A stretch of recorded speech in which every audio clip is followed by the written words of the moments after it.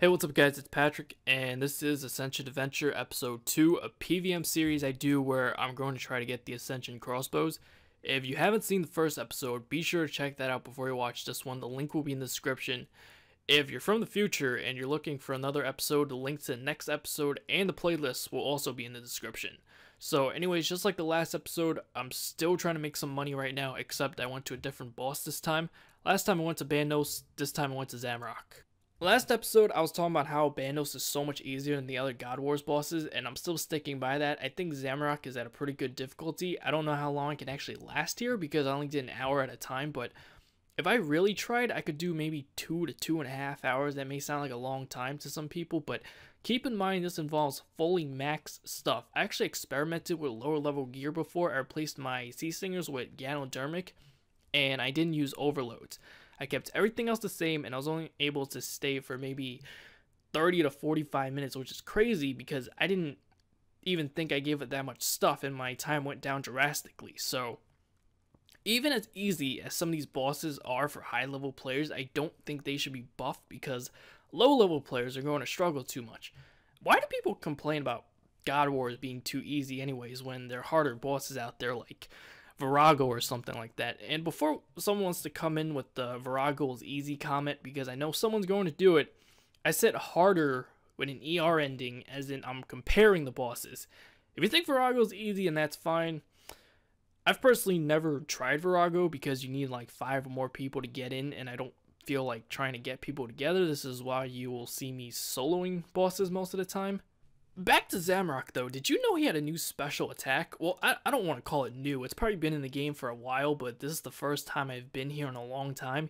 He basically just hits you for a lot of damage, like in the 3,000s to 5,000s, and he knocks down about a third of your prayer. He does this 2 or 3 times a kill. The first time he did it, I was like, whoa, what the hell just happened? It was crazy, but it wasn't that bad because once I figured out what was going on, I understood it. It was just that I thought he got a huge buff and those hits were going to be constant, and I thought I wasn't going to be able to solo or stay there very long, but obviously that wasn't the case. Anyways, let's talk about some of the drops. This video consists of about 3 hours worth of clips. First off, Pack Yak and Winter Storage Scrolls. I talked about this last episode, but I need to say it again just because it was better than last time. Last time, when I was using them at Bandos, I was able to bank General Ghidorah's bones, which were 11k each. This time, the main boss and the 3 minions each drop Inferno Ashes. They go for 4k each. It's a slight pain in the ass banking all of them, but who cares because it's 16k for banking all of them. It definitely made me a good amount of money, which you'll see at the end when I price check everything. They also drop Wines of Zamrock. Those are good because they're about 4k each and they are noted, so they stack. That really adds up as well, which you'll see at the end. Other than that, they don't really drop anything else that's common and good. I mean, there's the normal stuff like rune items and ores and herbs, but that's it. I actually had a lot of bad luck. Last episode, I was talking about clue scrolls and how they aren't that great to do. However, doing elites are tempting because there's a chance to get in 3rd age, which is a lot of money. Last time I got an elite pretty easy. This time I didn't actually count, but I got so many hard clue scrolls. It was something like 5 hards to 1 elite. In fact, I got a hard clue scroll 2 times in a row on my first 2 kills, which is just crazy. Of course, I didn't pick those up. The 1 elite that I did pick up, I think I got like 90k of stuff that I just ended up selling and added to a separate cash pile that I had for the series. It's like a bad addiction. You don't want to do it because you know it's bad, but you do it anyways, and time again, things have proven that it will just never go your way. I also got another Festive Cracker. As you can tell, I have some really high hopes for these extremely rare items, but nope, the Festive Cracker gave me another piece of coal just like the last episode. Actually, having high hopes for a Black Santa hat is not as bad as what I experienced the other day. I was at a bank, and some guy came up to me, he was like level 140, and asked if I pulled my Festive Cracker yet, and I was like, yeah. Then he's like, do you think they'll be expensive after the event is over? And I told him no, they aren't even tradable.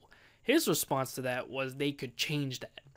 I don't mean to sound like a dick, but I've played this game for about 9 years now, and I spent most of those years as a poor noob who tried to make some quick cash, having high hopes in certain items, thinking they would raise in price and whatnot.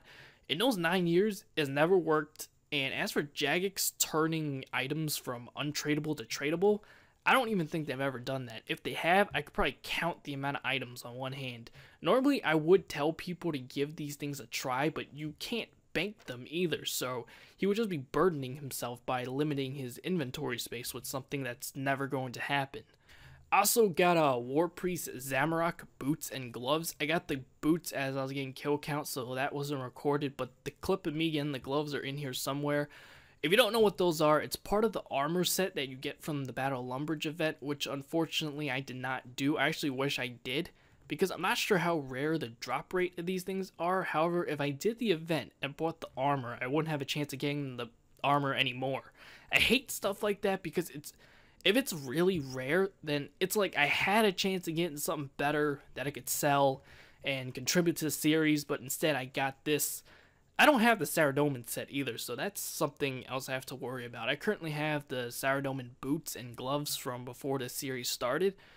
They're actually going to do the same thing with Armadillo and Bandos after that event is over, so I'm trying to buy the armor right now, even though I don't really want it. It's not like I need anything else besides the abilities anyways, although I just rather not do it.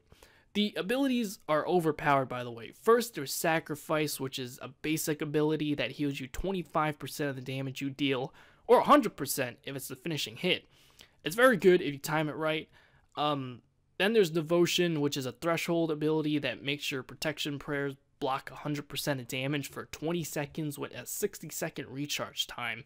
So you can basically be protected for 1/3 of the time. And lastly, there's Transfiguration, or Transfiguration, however you say it, which is an ultimate ability that stuns you for 6 seconds, and when the stun ends, you heal 250% of the damage you were dealt.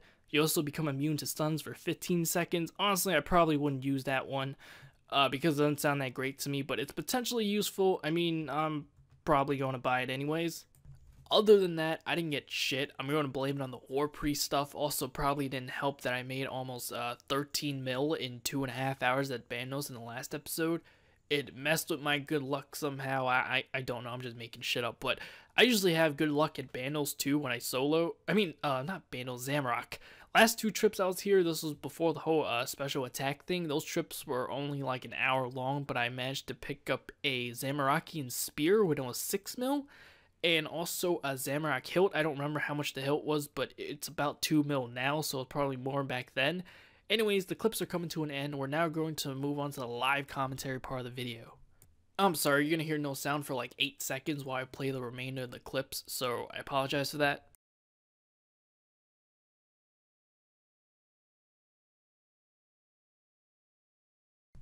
Alright guys, welcome to the live commentary part of the video.